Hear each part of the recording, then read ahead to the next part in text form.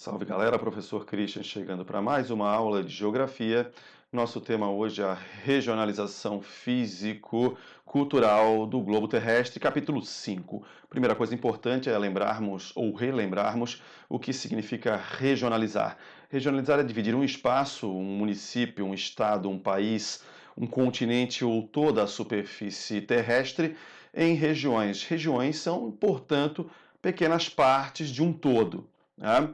Quando eu falo em América, eu posso dividi-la em América do Norte, Central e do Sul. Quando eu falo em Brasil, eu posso dividi-lo em 5 grandes regiões: Norte, Nordeste, Centro-Oeste, Sudeste e Sul.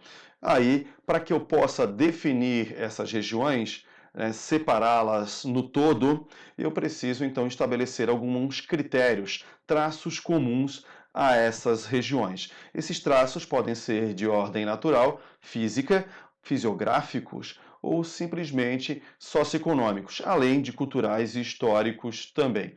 Para que se regionaliza o espaço para melhor compreendê-lo, para inclusive fins administrativos ou de planejamento, né, para que os estados, os governos possam organizar políticas públicas de desenvolvimento, né, para cada região de acordo com as suas necessidades. Bom, o espaço mundial, que é o que nos interessa nesse capítulo, ele pode ser regionalizado de acordo com vários critérios, né? Por continentes, que é o critério mais conhecido, que a gente chama de critério físico ou natural, por paisagens naturais também, aí nós teríamos as grandes, né, os grandes domínios naturais, temperados, tropicais, polares, desérticos, de altas montanhas, países ricos e pobres, que nós vamos inclusive estudar, né, no capítulo 6, e pelas grandes civilizações do mundo, pelas grandes regiões culturais, região civilização ocidental, civilização islâmica,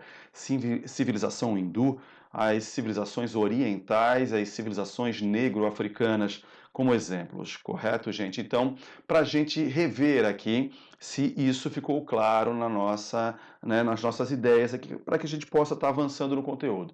Então, eu tenho aqui na página 101, texto e ação. Todas as formas de regionalização do espaço mundial são corretas? Todas elas são adequadas para a mesma finalidade? Por quê?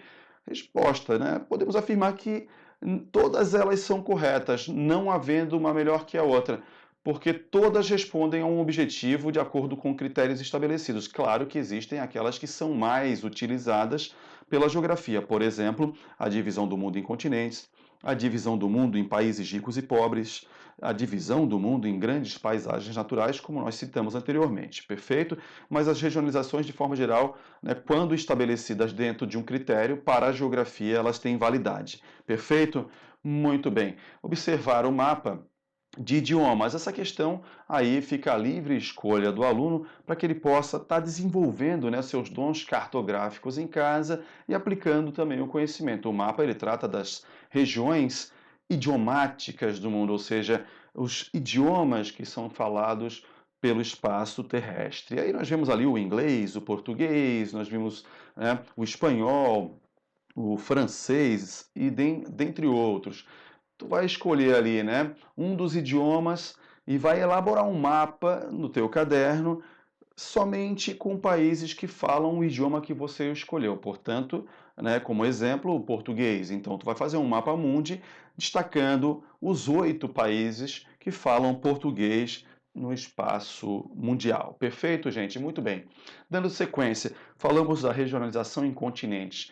Bom, primeira coisa importante, né? A gente utiliza muito a divisão do mundo em continentes na geografia. Essa classificação, os 6 continentes que existem, eles são produto da própria movimentação da crosta terrestre. Portanto, né, eles são caracterizados pela sua posição geográfica, pelo seu lugar ao longo da evolução do planeta. Então, esse critério é um critério físico ou natural, porque depende das forças da natureza da própria Terra para que ele possa ser estabelecido. E aí, os 6 grandes continentes, né, que nós conhecemos, a América, a Europa, a África, a Antártida, a Oceania e a Ásia, que é o maior de todos eles e o mais populoso deles. Inclusive, esses dados nós já vimos no começo do ano, porque nós já falamos alguma coisa sobre regionalização nas aulas presenciais há um bom tempo atrás. Primeira coisa também, ou uma outra coisa importante, melhor dizendo, é entender que continentes são imensas massas sólidas de terras emersas na superfície terrestre, correto, gente? Muito bem. Aí sempre existe, né, aquela pergunta, bom, mas os continentes eles são cercados por oceano, maior parte da superfície da Terra é líquida, né? Mais de 73%, mais ou menos. Então, praticamente todas as terras emersas, elas são cercadas por oceanos e mares. Aí convém definirmos o que é um continente e o que é uma ilha. Por convenção, no meio da geografia, define-se a Austrália como o menor dos continentes e a Groenlândia como a maior das ilhas. Do ponto de vista geomorfológico, geológico, ambas são ilhas, né? Mas quando nós também verificamos pontos de vista ou critérios históricos de ocupação desses espaços socioeconômicos, aí definimos que a Austrália ela é a base territorial da Oceania. Sem a Austrália, não existiria a Oceania, digamos assim. Perfeito? Então, a Austrália, embora tenha uma característica de ilha muito clara, ela é, pelo seu tamanho, né, seus quase 8 milhões de quilômetros quadrados, é o sexto maior país do mundo, é um dos 6 países continentais. A Austrália é, então, conhecida como o menor dos continentes e a base territorial da Oceania, que é o nome do continente onde a Austrália está localizada.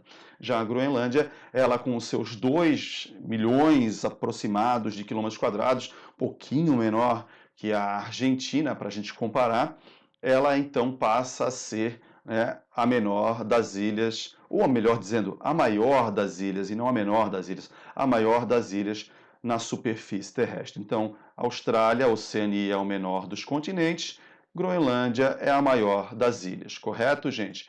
Muito bem. Sequência, página 103, novos exercícios, né, para que a gente possa estar discutindo aqui juntos.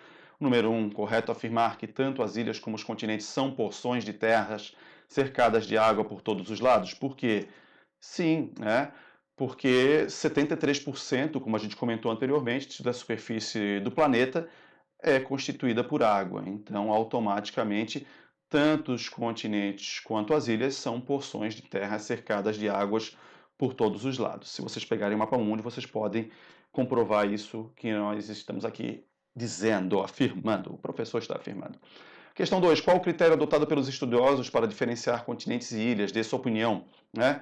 Bom, como a gente conversou agora também, a Austrália é considerada o menor continente e a Groenlândia a maior ilha. O critério, ele é um critério de convenção geográfica. Ambas são ilhas, mas para facilitar o entendimento do aluno, inclusive, temos a Austrália sendo o menor continente e a Groenlândia a maior ilha. E a terceira questão, qual a diferença entre a regionalização proposta pelo mapa das principais línguas do mundo e uma regionalização por continentes? Como você chegou a essa conclusão? Bom, então a regionalização ali, ela agrupa territórios por continente, agrupa territórios contínuos, contíguos, né? Enquanto que na regionalização por línguas, o espaço é descontínuo, porque eu tenho Estados Unidos na América que fala inglês e eu tenho a Inglaterra que fala inglês na Europa, né? Então, só para a gente considerar, tenho também países que falam inglês na África, a Austrália fala inglês na Oceania. Então, fica um critério, fica algo descontínuo, um espaço descontínuo quando eu falo das línguas. Quando eu falo dos continentes, o espaço ele é contínuo, porque os continentes são as massas que se interligam, né? A América é toda aquela porção gigante, de norte a sul, né? Geralmente a nossa esquerda nos mapas, a África bem centralizada e assim vai. Perfeito, gente? Tocando. Bom, aí a origem dos continentes, né? Os 6 continentes que nós citamos, como eles surgiram, da onde eles vieram, para onde eles vão? Bom, primeira coisa é que para explicar a evolução dos continentes, a gente tem que entender que toda a massa continental ela estava agrupada numa única grande massa de terras por volta de uns 220 milhões de anos atrás, e essa grande massa de terra chamava-se Pangeia. A partir de 220 milhões de anos atrás, a Pangeia se fragmentou em dois grandes supercontinentes, duas grandes massas de terra, chamadas de Laurásia ao norte e de Gondwana ao sul. A Laurásia são as terras hoje de América do Norte, Europa e Ásia, enquanto a Gondwana são as terras atuais da América do Sul, da África, da Antártida, da Austrália e da Índia, que depois se desprendeu e migrou em direção ao norte, né, ao hemisfério norte, colidindo com a Ásia. A gente pode observar nos mapas, então, essa sequência evolutiva dos continentes. Perfeito? Surgiu uma teoria no início do século XX, proposta por um alemão chamado Alfred Wegener, em que ele tenta explicar, ele lança uma ideia bastante interessante, né, de que os continentes um dia estiveram juntos e, com o passar do tempo, se separaram e foram migrando. Até então, claro que alguns estudiosos já haviam percebido, né, esses encaixes entre a América do Sul e a África.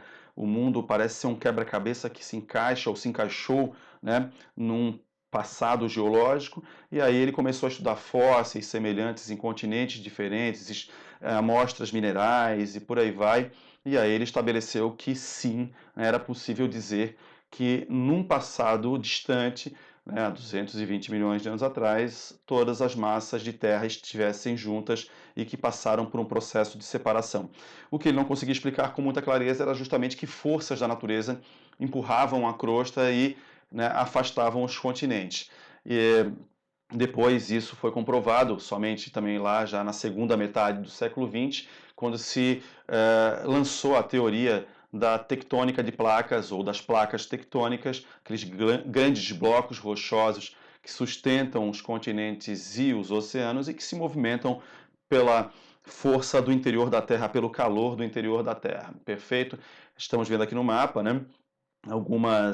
Alguns limites dessas placas, as setas indicam para onde a placa está se movimentando, e aí a gente consegue perceber, por exemplo, que a placa sul-americana, onde está assentado o território brasileiro, o Brasil bem longe das bordas, né, para nossa sorte e tal, os terremotos aqui não são tão intensos, né, se estivéssemos mais próximos das bordas, os terremotos seriam muito violentos no Brasil. Então vejam que a placa sul-americana ela está indo para o oeste, enquanto a placa africana está indo para o leste, elas estão se afastando, né? Já a placa sul-americana encontra-se com a placa dinástica, estão se esbarrando, né? Colidindo. O produto dessa colisão é a Cordilheira dos Andes e os vastos terremotos que acontecem no litoral chileno, no território do Chile, do Peru, da própria Bolívia, até na Argentina, Colômbia, Equador, países que sofrem bastante aí com terremotos. Perfeito, gente? Também justamente nessas áreas onde há o choque tectônico não ocorrem só cordilheiras e terremotos, mas ocorrem também, né, vulcões, atividade vulcânica. Então não são justamente nessas partes onde as placas ou se afastam ou se encontram que nós temos os maiores vulcões do mundo e intensa atividade vulcânica. Perguntinha: existe semelhança entre os dois mapas? Pensem aí e respondam. As linhas das placas tectônicas coincidem com as linhas de atividade vulcânica no mundo? Essa é a pergunta. Fica aí para que vocês possam investigar. Muito bem. Massas continentais é um conceito também muito relacionado com o que a gente está falando. Na verdade, as grandes massas continentais elas reúnem mais de um continente do ponto de vista físico, mas as massas continentais elas são definidas pela importância histórica de cada continente. Colocar dessa maneira, pela antiguidade das civilizações, dos processos de ocupação humana nessas regiões. Então nós temos o Novo Mundo, ou melhor dizendo, nós temos o Velho Mundo, que é onde justamente surgiram, como a gente pode ver no mapa ali, a África, a Europa e a Ásia, onde surgiram as mais antigas civilizações, o Novo Mundo, que é a América, descoberta pelos europeus, o Novíssimo Mundo, a Oceania e o continente antártico. Lembrando que esses conceitos, eles são conceitos europeus, né? Vamos lembrar que os europeus descobriram a América, ocuparam a América e aí definiram então a ideia de novo mundo, era uma nova terra, né? Uma terra de oportunidades, enfim. Então esse foi o conceito. Grau de antiguidade: África, civilização egípcia, Europa, greco-romana, na Ásia, várias civilizações, mesopotâmica, hindu, chinesa, persa, dentre outras. Então, as civilizações mais antigas e até o surgimento do homem na África remontam ao Velho Mundo. Então, esses 3 continentes, por isso, são assim chamados. América é o Novo Mundo para os europeus e a Oceania, descoberta e colonizada a partir do século XVIII, o Novíssimo Mundo também sob a ótica, ponto de vista, a ótica europeia. A Antártida é o continente gelado que passou a ser explorado, não necessariamente colonizado, explorado a partir do século XX, lá no início do século XX, quando o Polo Sul ele foi alcançado pelo Roald Amundsen, um norueguês. Muito bem, gente. Bom, falar um pouquinho, inclusive, sobre a Antártida. A Antártida é o continente, né, aquela grande massa, aquela capa gelada. Esse ano nós tivemos um recorde na Antártida, em janeiro, a temperatura mais elevada já verificada no continente gelado, 18 graus centígrados. Você deve estar pensando, 18 graus centígrados não é tão quente assim, é uma temperatura bem agradável, inclusive, né? Bom, mas para a Antártida, 18 graus, mesmo no verão antártico, não é normal. Tá? As temperaturas máximas estavam na casa de 12, 11 graus e em janeiro desse ano nós chegamos a 18 graus, o que é um fato que ajuda né, a, a, a falarmos aí sobre os impactos das mudanças climáticas. É um fato que acaba sendo usado como um exemplo das mudanças climáticas do próprio aquecimento global. Perfeito, gente? A Antártida ela não é formada por países, né? É um continente. Se a gente for pensar continente, a gente pensa países dentro dos continentes, mas a Antártida não tem essa caracterização. Ela é uma massa de gelo, ela não pode ser colonizada. Existe um tratado chamado Tratado Antártico de 1961, assinado em 59, mas que entrou em vigor em 61, do qual o Brasil é signatário desde os anos 70. O Brasil, inclusive, tem uma base científica na Antártida, o PROANTAR, o Programa Brasileiro para a Antártida. Então, a Antártida ela não pode ser explorada para fins econômicos, ela não pode ser explorada para fins militares, comerciais, nada disso. O que se permite na Antártida é a pesquisa científica, né, através de bases militares e por aí vai. E o que se permite na Antártida também é a pesca no seu litoral. Ali existe um camarão chamado krill, que é a base alimentar da cadeia alimentar marinha antártica, e ele é muito pescado, inclusive. Né? A fauna é composta por pinguins, morsas, leões marinhos, focas, né? Baleias e por aí vai. Aquela fauna terrestre, como a gente imagina, o urso polar, por exemplo, tu não vai encontrar na Antártida. O urso polar só no Ártico, não tem na Antártida, porque não tem formas de vida, mamíferos, né, no gelo antártico, no continente antártico. As formas de vida na Antártida, animais, né, a fauna, ela seria basicamente peixes, moluscos, crustáceos, né, micro-organismos e alguns pássaros, né, que transitam pela Antártida, principalmente no verão. Perfeito, gente? Então não é possível explorá-la nem do ponto de vista econômico, nem militar. Então, o que se pode fazer na Antártida é instalar uma base científica e estudar, né, o gelo antártico, o solo antártico, o potencial mineralógico, tem muito mineral no subsolo antártico, estima-se petróleo, urânio, cobre, ferro, uma riqueza ainda a ser, né, reconhecida e posteriormente aprofundada nos seus estudos. Então, tu pode ter uma base militar lá, perdão, uma base científica, não uma base militar, uma base científica, né? E aí tu pode manter lá estudiosos, cientistas, técnicos, né, pesquisadores, para que eles possam fazer os seus estudos. Os estudos na Antártida, inclusive, né, são muito importantes para a gente determinar, né, as características climáticas, as modificações climáticas em curso no globo, como o clima se comportou no passado, como, né, quais seriam as tendências de comportamento no futuro. Bom, outra coisa importante é que na Antártida existe a maior capa de gelo do mundo, e isso também eleva o seu potencial, né, com relação à água, um recurso bastante importante no futuro que a humanidade vai cada vez mais carecer e necessitar. Muito bem? Bom, o vigor do trabalho, né, até onde vigora, até onde vai o Tratado Antártico? 2041 é o prazo, ele pode ser renovado por mais alguns anos, algumas décadas, ou ele pode ser encerrado de acordo com as conveniências. O que se sabe, o que se tem hoje é que a Antártida é um patrimônio da humanidade, então não pode ser explorado, como eu já falei anteriormente.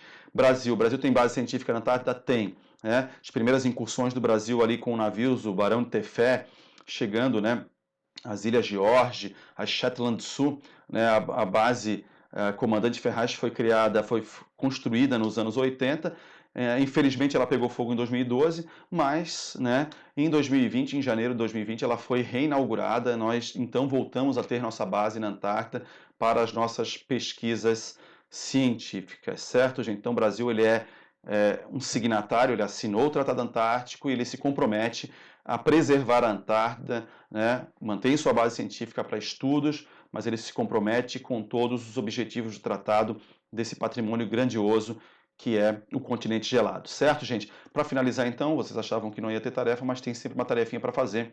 Página 113, 114, 115 são as atividades finais, algumas leituras sobre a própria Antártida, né? Falando ali sobre algumas características, as espécies endêmicas. Endêmico é um conceito que está vinculado sempre àquela ideia de espécies de um determinado local, né? Então, existem espécies que só se desenvolvem na Antártida, então são endêmicas da Antártida. Perfeito? Então ali 113, 114, 115 tem umas leituras e tal, mas não são tantos exercícios. Façam isso para a gente revisar o conteúdo, para que vocês tragam as dúvidas, melhor dizendo, para as nossas aulas. E até a próxima. Um grande abraço a todos. Fiquem bem, cuidem-se.